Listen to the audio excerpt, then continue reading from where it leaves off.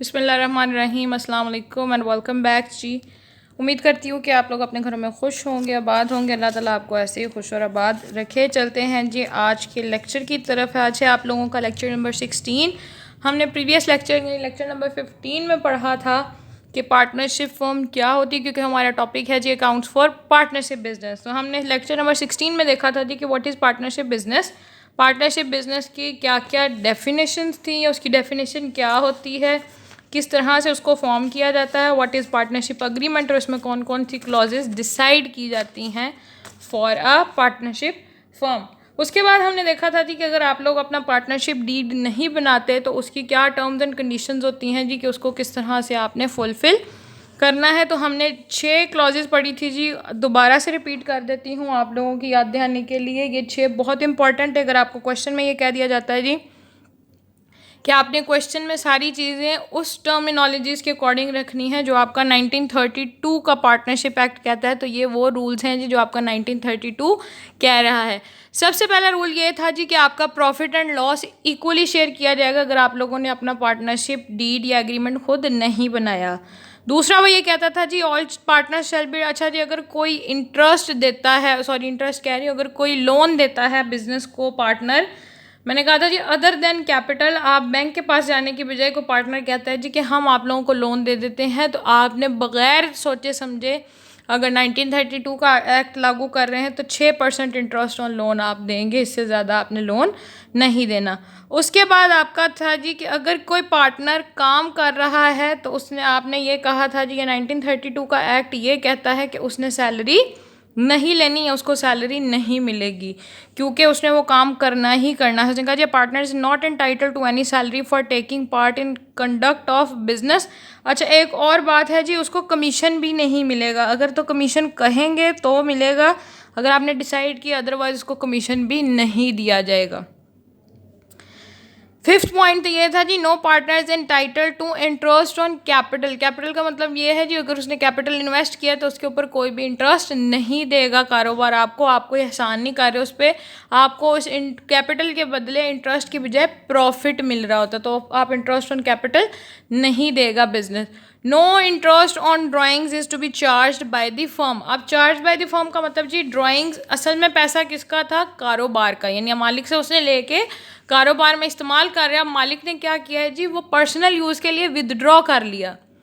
मैंने बिज़नेस को 10 लाख रुपया दिया था, कहा था जी 10 लाख पे प्रॉफिट वापस लूँगी, मैंने उसमें से विदड्रॉ कर लिया 1 लाख रुपया साल के अंदर अंदर। अब वो कहता है जी कुछ बिजनेसेस ये कहते हैं कि आप जितनी ड्राइंग्स लेके जाएंगे जब आप रीपे करेंगे या अगर नहीं भी रीपे करते तो इस पर आप इंटरेस्ट देंगे, वो 2% हो सकता है, 3% हो सकता है, 4% हो सकता है, वो आपने डिसाइड करना है खुद पार्टनरशिप फर्म ने। लेकिन अगर आप पार्टनरशिप फर्म डिसाइड नहीं कर रहे और 1932 के एक्ट के तहत जा रहे हैं तो फिर आपने उस पर कोई भी इंटरेस्ट चार्ज नहीं करना। ठीक है जी। अब आगे है इलिस्ट्रेशन, या हमने ये देखना है जी कि सबसे पहला अकाउंट कौन सा प्रिपेयर किया जाता है। तो ये सबसे पहला अकाउंट नहीं है जी, आपकी पार्टनरशिप फर्म भी वही अकाउंट्स प्रिपेयर करती है जिस तरह से आपके बाकी बिजनेसेस करते हैं, यानी आपका जर्नल बनेगा, लेजर्स बनेंगे, ट्रायल बैलेंस बनेगा और बाद में फाइनल अकाउंट्स बनेंगे। और फाइनल अकाउंट्स में आपका बनेगा जी trading and profit and loss account. अगर आपकी ट्रेडिंग फर्म नहीं है तो फिर आपका खाली प्रॉफिट एंड लॉस अकाउंट और साथ ही साथ बैलेंस शीट बनेगी। अब वो कहता है जी वो तो बिज़नेस का लेना देना है, यानी आप क्या करते हैं जी, जो आपका बनता है trading and profit and loss account, उसमें हम डिसाइड कर रहे होते हैं जी कि बिज़नेस ने कितना प्रॉफिट अर्न किया। हमने क्या करना है जी, या मैं दोबारा से वो सारी अकाउंटिंग साइकिल पूरी वही होगी जी, आपके जर्नल्स बनेंगे,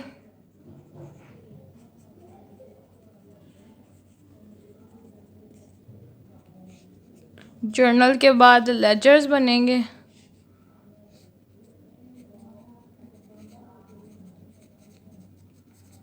और ट्रायल बैलेंस के बाद आपके फाइनल अकाउंट्स बनेंगे। मैंने कहा जी ट्रायल बैलेंस के बाद, सॉरी यहाँ नहीं लिखना था,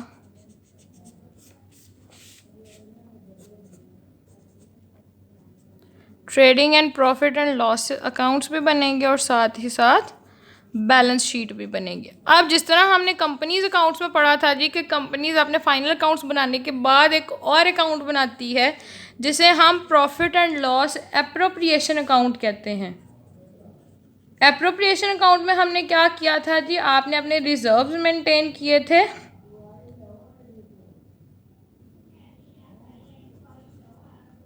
साथ ही साथ आपने अपने डिविडेंड डिसाइड किए थे और बाकी सब कुछ। यहाँ आप जो आपका पार्टनरशिप, ये तो थे कंपनी का profit and loss appropriation account जिसमें आप रिजर्व्स मेंटेन कर रहे थे, डिविडेंड्स निकाल रहे थे, क्योंकि आपका ये काम है प्रॉफिट अर्न होने के बाद का। पार्टनरशिप फर्म में ऐसा नहीं होगा। उसने कहा जी आपने बिजनेस के खर्चे तो अलहदा कर दिए हैं, अब पार्टनर्स के भी कुछ खर्चे हैं, या पार्टनर्स के भी कुछ आपने लाइबिलिटीज़ पे ऑफ करनी है जी। अगर किसी को सैलरी देनी है तो वो देंगे, अगर किसी को इंटरेस्ट पे करना है या किसी ने इंटरेस्ट पे करना है तो वो आप उससे लेंगे, और उसके बाद आपने क्या कर देना है जी, प्रॉफिट एंड लॉस उन्हीं में डिवाइड कर देना है। यहाँ एक क्वेश्चन है जी, बल्कि क्वेश्चन को भी फिलहाल इग्नोर करें। फॉर्मेट है जी सेम वैसे ही फॉर्मेट जैसा हमने पहले पढ़ा हुआ है। Profit and loss appropriation account ऊपर लिखना है, एक तरफ आपका डेबिट साइड होगी और एक तरफ आपकी क्रेडिट साइड। इधर पर्टिकुलर्स लिख दें और इस साइड पे भी, और amount of debit, amount of credit.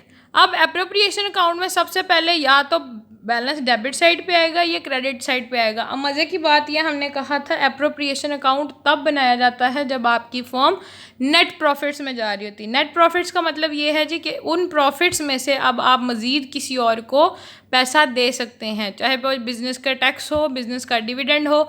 यहाँ डिविडेंड और रिजर्व्स नहीं है, यहाँ पे क्या है जी, अब पार्टनर्स का जो है इंटरेस्ट अगर पे करना है तो आप वो पे करेंगे, प्रॉफिट अगर अर्न हुआ है।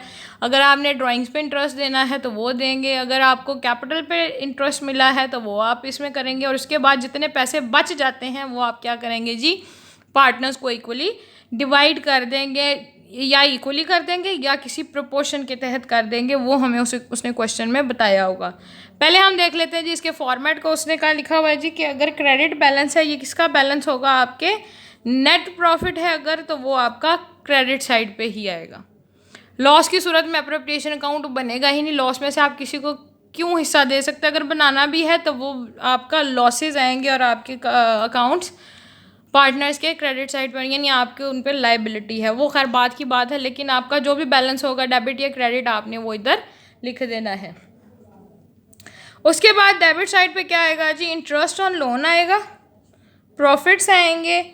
अगर आपका इंटरेस्ट ऑन कैपिटल, मैंने बार बार कहा जी इंटरेस्ट ऑन कैपिटल कौन आपको पे करेगा, वो बिजनेस की इनकम होगी। कैपिटल किसका था, सॉरी, इंटरेस्ट ऑन कैपिटल आपकी कंपनी पे करेगी। Sorry my mistake, I am feeling not well, sir मेरा दर्द से फटा जा रहा है, बट मजबूरी है जी आपके लेक्चर्स रिकॉर्ड करना। कैपिटल किसका है जी, बिजनेस का।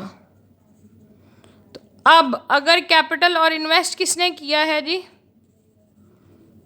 ओनर्स ने या पार्टनर्स ने, तो वो कहता है जी अगर बिजनेस ये पैसा यूज़ कर रहा है तो अब बिजनेस पे करेगा इंटरेस्ट ऑन कैपिटल। ठीक है जी। इसी तरह ड्राइंग्स किसने की है, ओनर ने, तो इन पे कौन पे करेगा, इंटरेस्ट ऑन ड्राइंग्स। अब बिजनेस जो पे कर रहा है वो बिजनेस की लाइबिलिटी है या उसका एक्सपेंस है, जो ओनर पे करेगा वो बिजनेस की इनकम है। ठीक है जी। डेबिट साइड पे आएगा अगर इंटरेस्ट ऑन कैपिटल हुआ, अगर इंटरेस्ट ऑन ड्राइंग्स हुआ तो वो क्रेडिट साइड पे आएगा। यहाँ एक क्वेश्चन है, पहले हम वो सॉल्व करते हैं, इसके बाद आगे चल के एक और क्वेश्चन है जी, उसमें आपका interest on capital, interest on drawings है, उसके बाद हम वो करेंगे ताकि आप लोगों को ज़्यादा अच्छे से समझ आ जाए, या इसका कोई न्यूमेरिकल क्वेश्चन जो बुक की बैक साइड पे हैं वो करेंगे। ठीक है जी। पहले क्वेश्चन पढ़ लेते हैं। उसने कहा है जी A, B and C commenced business in partnership on 1st of January 2005 without any agreement. अब विदाउट एनी एग्रीमेंट का मतलब है जी ये वाले रूल्स एप्लीकेबल होंगे। A 50,000, B 30,000 एंड अब ये कैपिटल क्या था जी, A ने 50,000 इन्वेस्ट किया था, B ने 30,000 और C ने 20,000। ठीक है जी। On 1st of July 2005 C advanced ₹10,000 by the way of loan to the firm.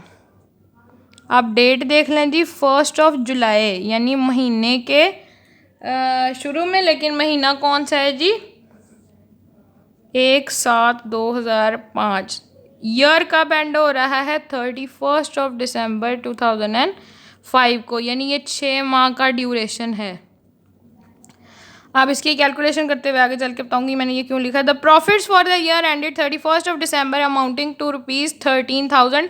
ये नेट प्रॉफिट है जी, जो उसके trading and profit and loss account का बैलेंस है। But the partners can not agree upon the question of interest on capital और loan and upon the basis of division of profits. The matter is therefore referred to you. How would you divide the profits for the year? मज़े की बात उसने कहा है जी, partners के दरमियान कोई भी बात अग्री नहीं हो रही ऑन किस चीज़ पे, कि इंटरेस्ट ऑन कैपिटल कितना मिलना चाहिए, इंटरेस्ट ऑन ड्राइंग्स कितना मिलना चाहिए और कितने प्रॉफिट्स की डिवीज़न होनी चाहिए। अब वो कहता है जी मैंने ये सवाल आप पे छोड़ दिया है, या आप पे छोड़ दिया है कि आप इसको किस तरह से डिवाइड करते हैं। अगर यहाँ वो ना भी देता, सोल्यूशन में ना लिखता, तो हम क्या कहते हैं जी कि अगर आपके पार्टनर्स में अगर कुछ भी डिसाइड नहीं हुआ तो आपका 1932 का एक्ट कहता है जी कि अगर in the absence of partnership deed या in the absence of agreement, आपकी जो 6 क्लॉजेज हैं वही अप्लाई होंगी। उसके अकॉर्डिंगली क्या था जी कि आपका इंटरेस्ट ऑन लोन कितना आएगा? 6%। ये इस पे जो इंटरेस्ट आएगा वो 6 मंथ्स के लिए 6% चार्ज करेंगे। There will be no interest on capital, no interest on drawings, ठीक है जी, ना ही कोई सैलरी पे करेंगे। और प्रॉफिट्स एंड लॉसेस क्या होंगे जी? Equally share. इस क्वेश्चन को करना शुरू करते हैं तो आपको पता चला। अच्छा, इसकी पिक्चर्स का मैंने आपसे कहा था जी राइट्स एंड ड्यूटीज़ भी सेंड करूँगी मैंने व्हाट्सएप में, वो अभी तक अपलोड नहीं की।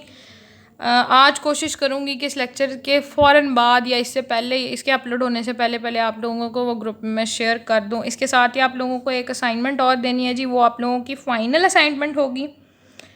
वो बच्चे, अच्छा मुझे ये भूल गई थी बात, अच्छा हुआ कि मुझे सही टाइम पे याद आ गई। कुछ बच्चों को ये लग रहा है जी जिन्होंने पिछली असाइनमेंट्स जमा करा दी हैं उनके मार्क्स नहीं लगे। तो बेटा आप लोगों में से जिन्होंने मुझे फ़र्स्ट 2 असाइनमेंट्स टाइम पे सबमिट करवा दी थी उन सब के मार्क्स लगे हुए हैं। I have assigned those marks.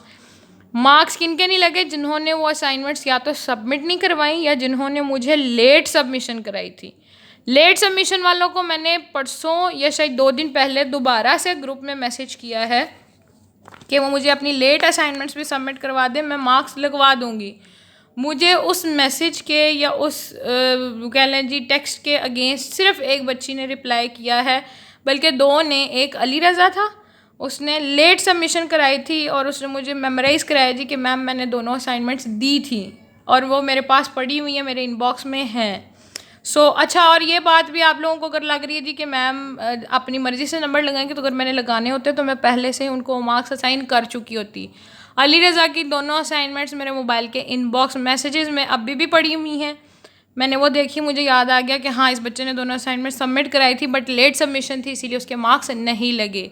एक और बच्ची ने मुझे दोनों असाइनमेंट्स अपनी सेंड की हैं, उनके मार्क्स भी लग जाएंगे। अब रही बात वो बच्चे जिन्होंने अभी तक वो 2 असाइनमेंट सबमिट नहीं कराई, तो आई एम सॉरी बेटा जी, मैंने आप लोगों को फ्राइडे तक का टाइम दिया था। आप लोगों ने वो असाइनमेंट्स मुझे दोबारा से रीसेंड या आप लोगों ने सबमिट ही नहीं कराई। जिन्होंने पहले नहीं कराई थी उन्होंने अब भी नहीं करवाई।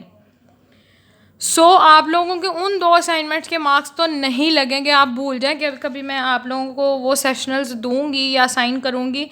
लेकिन अब जो मैंने नई असाइनमेंट देनी है, now you have the chance कि आप अपने जो जाते जाते नंबर हैं उनमें से 25% 30% गेन कर सकें।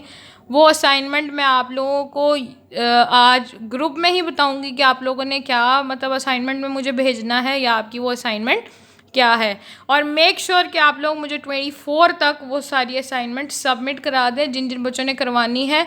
There will be no late submission this time. बहुत ज़्यादा ओवरबर्डन है हम और हमारे पास बहुत ज़्यादा काम है और करने के लिए। हम लोग सिर्फ असाइनमेंट्स लेने के लिए नहीं बैठे हुए। आप लोगों को लगता है जी कि टीचर्स फ्री हैं, कोई इंसान फ्री नहीं है, आप लोगों की गलतफहमी है। 24 से पहले मुझे वो असाइनमेंट्स मिल जानी चाहिए। सेकेंड थिंग, आप लोग मुझे पिक्चर्स लेके मैसेज मत किया करें कि जी पेपर पे सॉल्व किया है वो क्वेश्चन या असाइनमेंट और मुझे आप पिक्चर सेंड कर रहे हैं, आप लोगों का ही फ़ायदा है। If you will use the MS word, यानी आपका जो वर्ड डॉक्यूमेंट्स है या आपका माइक्रोसॉफ्ट ऑफिस यूज़ करेंगे तो आगे जाके फ्यूचर में आप ही का फ़ायदा है। सो मेक श्योर कि आप लोगों की वो वर्ड फाइल में हो, उसका एक प्रॉपर फॉर्मेट हो, उसको सही तरह से सॉल्व किया, कवर पेज पे अपना नाम, रोल नंबर, असाइनमेंट का नंबर और टॉपिक ज़रूर लिखा करें। ये आप लोगों की 3rd असाइनमेंट होगी।